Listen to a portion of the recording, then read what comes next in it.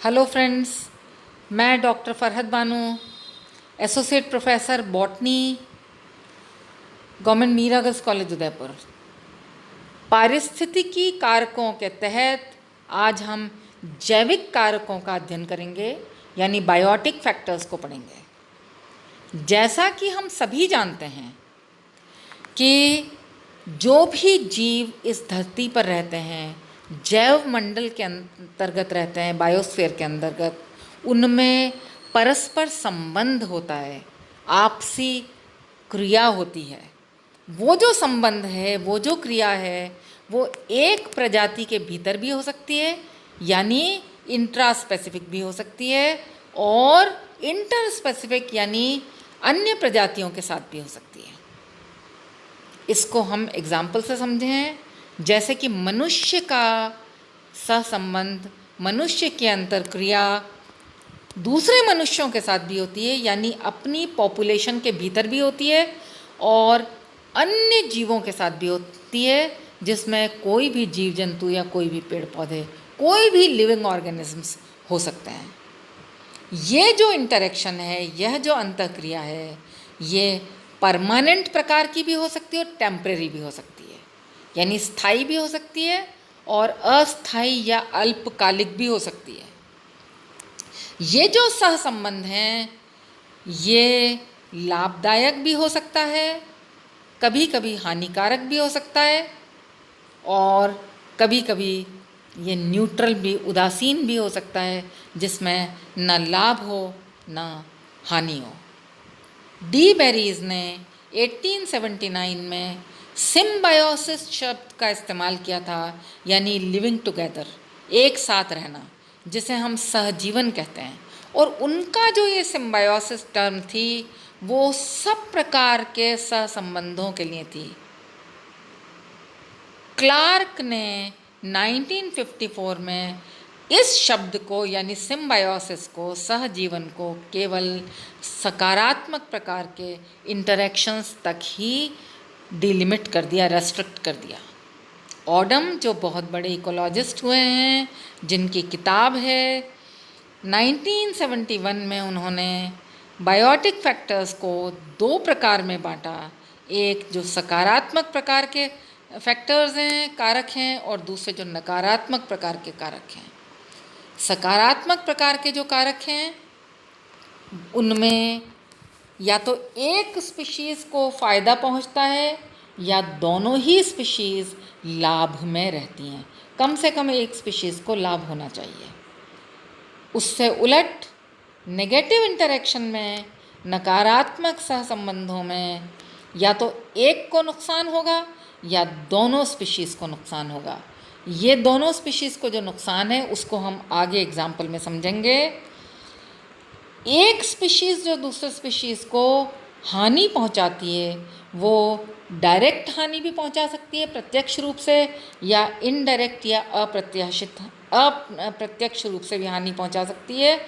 और वो हानि क्यों पहुंचाती है? या तो भोजन के लिए, या आश्रय के लिए, या अन्य प्रकार के सपोर्ट के लिए, सहयोग के लिए। अब हम नेगेटिव और पॉजिटिव दोनों इंटरेक्शंस को अलग अलग स्टडी करेंगे। पॉजिटिव इंटरेक्शन को, सकारात्मक सहसंबंधों को हम पहले पढ़ते हैं। इनके यदि हम प्रकार देखें तो इनके तीन प्रकार हैं। एक है म्यूचुअलिज्म, दूसरा है प्रोटोकॉपरेशन, और तीसरा है कमेंसलिज्म। म्यूचुअलिज्म जो है, जिसमें दोनों ही प्रजातियों को या दोनों ही जीवों को लाभ होता है, और इनका जो सहसंबंध है, इनका जो एसोसिएशन है, उसे हम ये कह सकते हैं कि मोर और लेस वो अविकल्पी है, यानी उसी से वो जिंदा हैं, उनके अस्तित्व की शर्त है आवश्यक।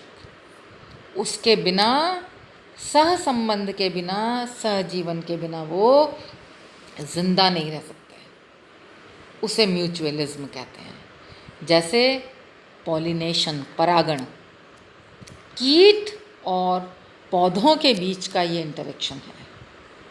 कीट पौधों से रस प्राप्त करते हैं, मकरंद प्राप्त करते हैं, शुगर प्राप्त करते हैं। बदले में वो उसके पराग कणों को अन्य फूलों तक ले जाते हैं ताकि क्रॉस पॉलिनेशन, पर परागण हो सके।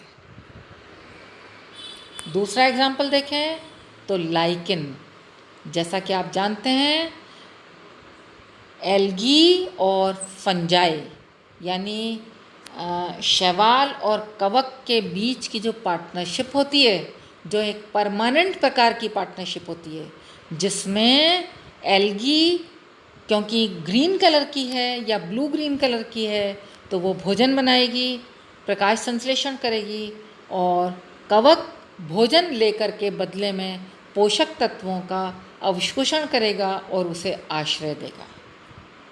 माइकोराइजी, जैसा कि आप जानते हैं माइकोराइजा में जो संवहनी प्रकार के पेड़ पौधे हैं उनकी जड़ों में कवक रहते हैं,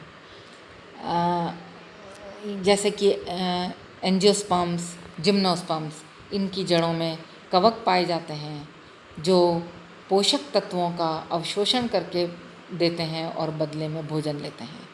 लेग्यूमिनस जो पौधे हैं जिनके तहत हम ये कह सकते हैं ये दालें वगैरह सारी आती हैं, लेग्यूमिनस पौधों की जड़ों में नोड्यूल्स पाए जाते हैं।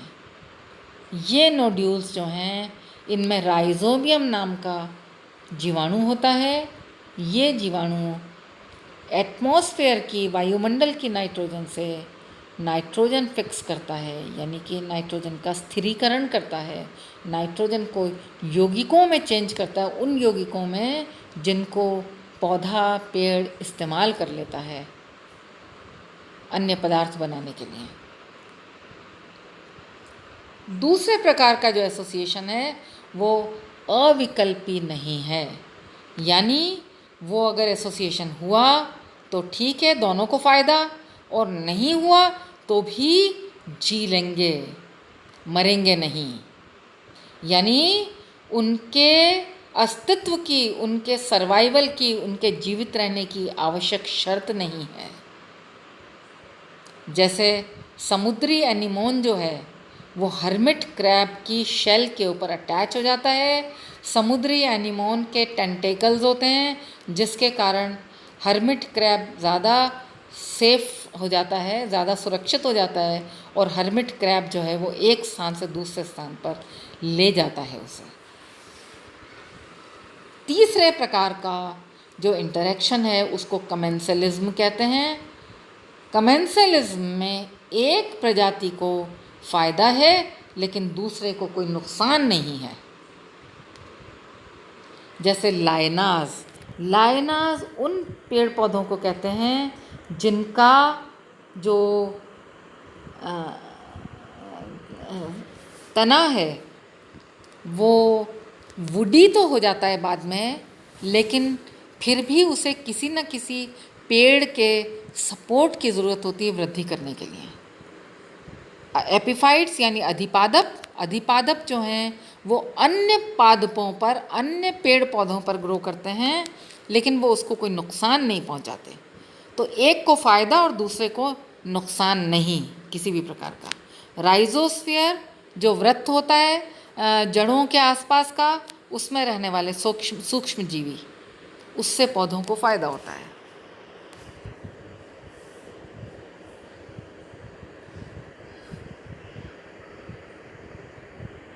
अब हम देखेंगे नेगेटिव इंटरेक्शंस के बारे में।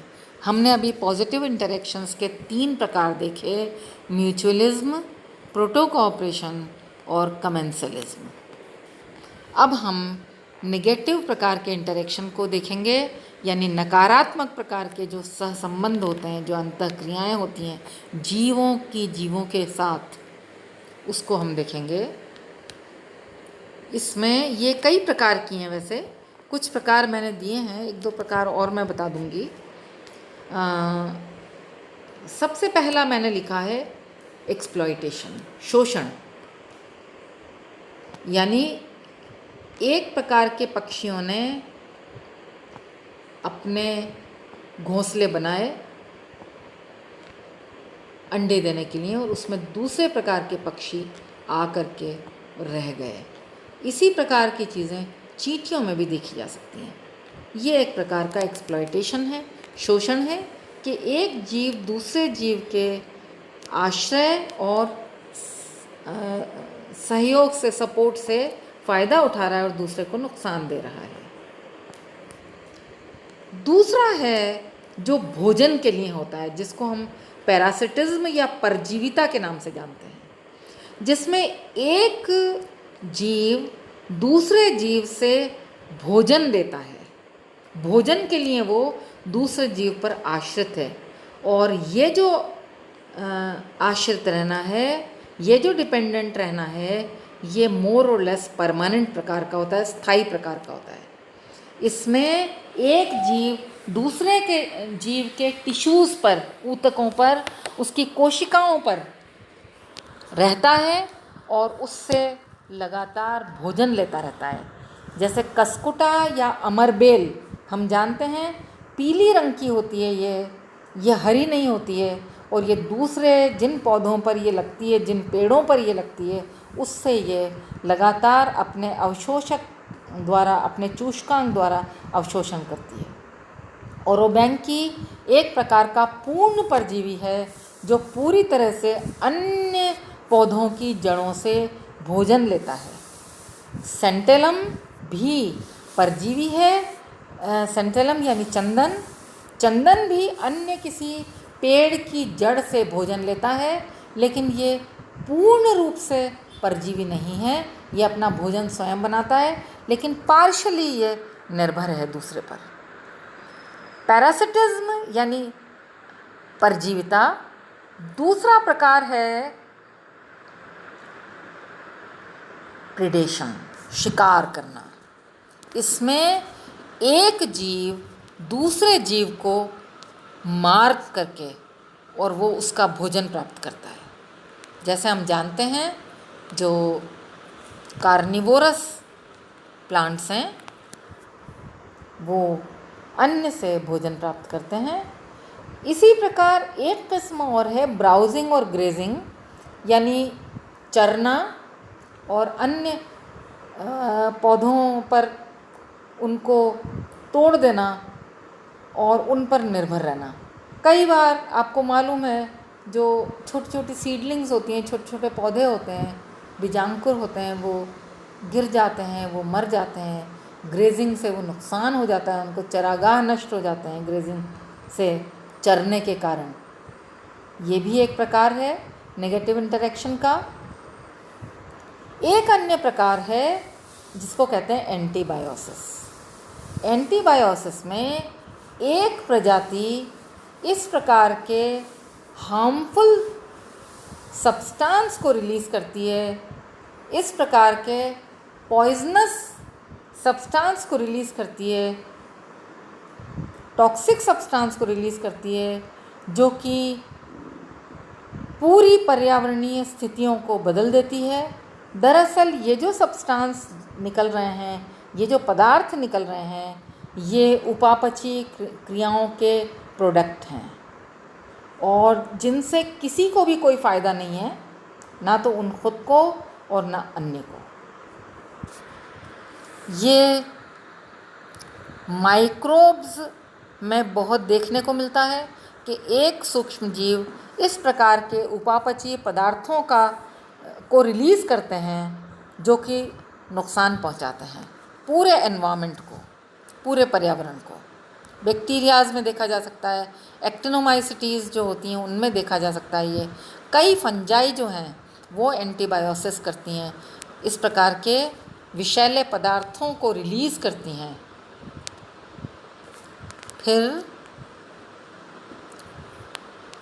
एक है कंपटीशन। कंपटीशन जो है इसमें भी दोनों ही स्पीशीज़ को नुकसान होता है, क्योंकि जो इसमें रिलेशनशिप बनता है, जो संबंध बनता है, वो दोनों के लिए अनफेवरेबल होता है। यानी कंपटीशन का जो माहौल बनता है वो दरअसल एक प्रकार की परिस्थिति में एक को नुकसान पहुंचाएगा और परिस्थितियां बदलने पर वो दूसरे को नुकसान पहुंचाएगा। ये कंपटीशन है और ज़्यादातर कंपटीशन जो है एक ही पोषण स्तर के जीवों के बीच में होता है, या तो वो इंट्रा स्पेसिफिक होगा यानी एक ही प्रकार की प्रजाति में आपस में होगा, भोजन के लिए हो सकता है, शेल्टर के लिए हो सकता है, अन्य प्रकार का सहयोग प्राप्त करने के लिए हो सकता है, या उसी ट्रॉफिक लेवल पर अन्य उसी पोषण स्थल पर अन्य जीवों के साथ हो सकता है। यानी कि इंट्रा स्पेसिफिक भी हो सकता है और ये इंटर स्पेसिफिक भी हो सकता है। तो ये मोटे मोटे तौर पर मैंने इंटरैक्शंस को पढ़ाया है, जैविक कारकों को पढ़ाया है, जिसमें कुल मिला के उसका लब्बो-लुआब ये है कि जो हमेशा सभी जीवों के बीच आपस में अंतःक्रिया होती है, अंतर संबंध होते हैं। ये जो अंतःक्रिया और अंतर संबंध हैं उससे लाभ भी हो सकता है, हानि भी हो सकती है, और कभी कभी वो इस प्रकार के भी हो सकते हैं जिनमें कोई लाभ या कोई हानि नहीं हो। ये जो अंतर संबंध हैं ये कभी कभी स्थायी भी हो सकते हैं जो जीवन के लिए ज़रूरी हैं, और कभी कभी वो अस्थायी भी हो सकते हैं कि संबंध है, साथ चलेंगे तो अच्छी बात है, नहीं चलेंगे तो भी कोई बात नहीं, ज़िंदा तब भी रह लेंगे। इस प्रकार के संबंध हम आपस में हमारे साथियों के बीच भी देख सकते हैं कि एक साथी दूसरे का फ़ायदा उठाता है और दूसरे को नुकसान पहुंचाता है, या हो सकता है एक को फ़ायदा हो रहा हो दूसरे को नुकसान नहीं हो रहा हो, या हो सकता है कि एक साथी जो है वो जो भी काम कर रहा है उससे दूसरे को भी फ़ायदा हो रहा है। तो सब प्रकार के इस तरह के अंतर संबंध हम हमारी प्रकृति में, हमारे समाज में देख सकते हैं और उनको समझ सकते हैं। आज बस इतना ही। थैंक्स।